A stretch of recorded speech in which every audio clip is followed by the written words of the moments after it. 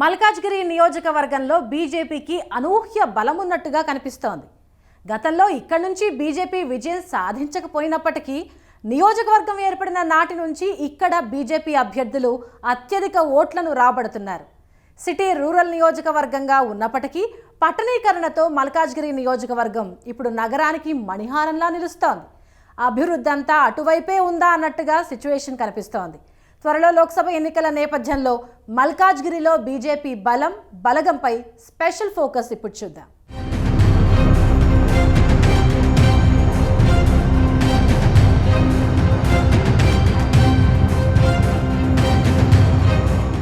మరికొద్ది రోజుల్లో లోక్సభ ఎన్నికల నగారా మోగనుంది. ఇటీవల జరిగిన అసెంబ్లీ ఎన్నికల్లో కాంగ్రెస్ పార్టీ విజయం సాధించినప్పటికీ బీజేపీ అద్భుత విజయాలను అందుకుంది. తెలంగాణలో బీజేపీ 14% ఓట్లను రాబట్టుకుంది. ముఖ్యంగా పట్టణ ప్రాంతాల్లో బీజేపీ బలం పుంజుకుంది. తెలంగాణలో బీజేపీ బలం ఏంటన్నది తాజాగా జరిగిన అసెంబ్లీ ఎన్నికలు రుజువు చేయడంతో ఇప్పుడు పార్టీ నేతలు లోక్సభ ఎన్నికలపై దృష్టి సారిస్తున్నారు. సహజంగా అసెంబ్లీ ఎన్నికల్లో స్థానిక పార్టీలకు ఓట్లేసినప్పటికీ లోక్సభ ఎన్నికలకు ఓటర్లు బీజేపీ వైపు చూడడం దేశవ్యాప్తంగా కనిపిస్తోంది. తెలంగాణలోనూ అదే పరిస్థితి నెలకొంది. 2019 లోక్సభ ఎన్నికల్లో బీజేపీ అనూహ్యంగా పుంజుకుని ఏకంగా 23.53% ఓట్లతో 4 పార్లమెంట్ స్థానాలను గెలుచుకుంది. అంతకు ముందు జరిగిన అసెంబ్లీ ఎన్నికల్లో కేవలం 1 స్థానాన్ని మాత్రమే గెలుచుకున్న బీజేపీ 4 నెలల తర్వాత జరిగిన లోక్సభ ఎన్నికల్లో సత్తా చాటింది. ఈ పరిస్థితుల్లో 2024 లోక్సభ ఎన్నికల్లోనూ బీజేపీ 2 అంకెల స్థానాలను గెలుచుకోవాలని తహతహలాడుతోంది. ఇందుకు సంబంధించి ఇప్పటికే బీజేపీ పెద్దలు కార్యాచరణ సిద్ధం చేస్తున్నారు.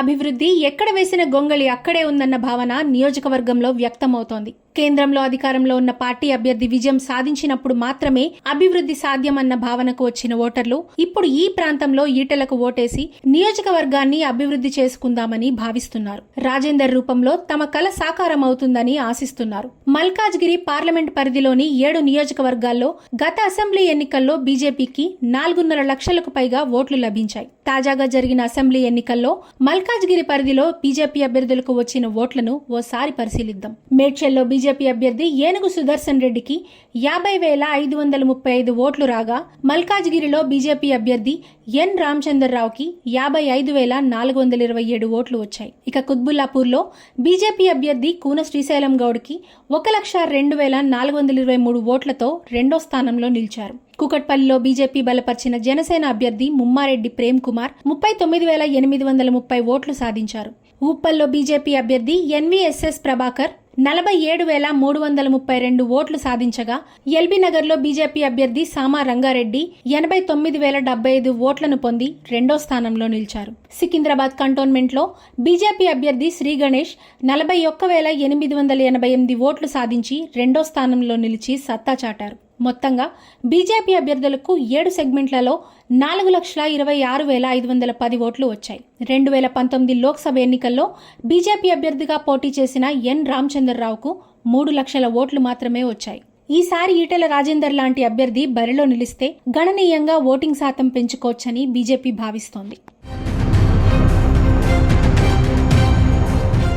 ఈసారి జరగనున్న లోక్సభ ఎన్నికల్లో మల్కాజ్గిరి నుంచి బీజేపీ అగ్రనేత ఈటెల రాజేందర్ బరిలో దిగుతుండటంతో పార్టీ నేతలు కార్యకర్తలు సంబరపడుతున్నారు. ఈ ఎన్నికల్లో మల్కాజ్గిరి నుంచి ఈటెలను అత్యధిక మెజారిటీతో విజయం సాధించేలా పనిచేస్తామంటున్నారు. మల్కాజ్గిరికి ఈటెల స్థానికుడు కావడంతో ఆయా అసెంబ్లీ సెగ్మెంట్ల పరిధిలో ఆయనకు బలమైన క్యాడర్ కూడా ఉంది. ఇది వచ్చే ఎన్నికల్లో కొట్లాడటానికి సహకరిస్తుందన్న భావన ఉంది. కార్యకర్తల్లో పూర్తి జోష్ ఉండడంతో బీజేపీకి లోక్సభ ఎన్నికల్లో ఊపు వస్తుందన్న చర్చ జోరందుకుంది. ఇప్పటికే మల్కాజ్గిరి నియోజకవర్గంలో గతంలో బీజేపీ ఓడినప్పటికీ 2023లో జరిగిన అసెంబ్లీ ఎన్నికల్లో ఆ పార్టీ అభ్యర్థులు భారీగా ఓట్లను రాబట్టారు. 3 చోట్ల బీజేపీ అభ్యర్థులు రన్నర్లుగా నిలిస్తే అందరూ 50,000కు పైగా ఓట్లను సాధించారు. కుత్బుల్లాపూర్లో బీజేపీ అభ్యర్థి కూన శ్రీశైలం గౌడ్కు 1,00,000కు పైగా ఓట్లు పోలయ్యాయి. మాస్ ఫాలోయింగ్ ఉన్న ఈటెల బరిలో దిగితే గెలుపు ఖాయమన్న విశ్వాసంతో పార్టీ ఉంది. ఎన్నికల్లో గెలుపు ఖాయమనుకున్న నేతలకు మాత్రమే టికెట్లు ఇవ్వాలని భావిస్తున్న తరుణంలో ఈటెల ఈసారి మల్కాజ్గిరి నుంచి పోటీకి సిద్ధమవుతున్నారు. వచ్చే ఎన్నికల్లో మరోసారి ప్రధాని నరేంద్ర మోదీని ప్రధానిగా చూసుకోవాలంటే ప్రతి ఎంపీ సీటు ముఖ్యమని భావిస్తుంది బీజేపీ పార్టీ. 400 సీట్లను లక్ష్యంగా నిర్దేశించుకుంది.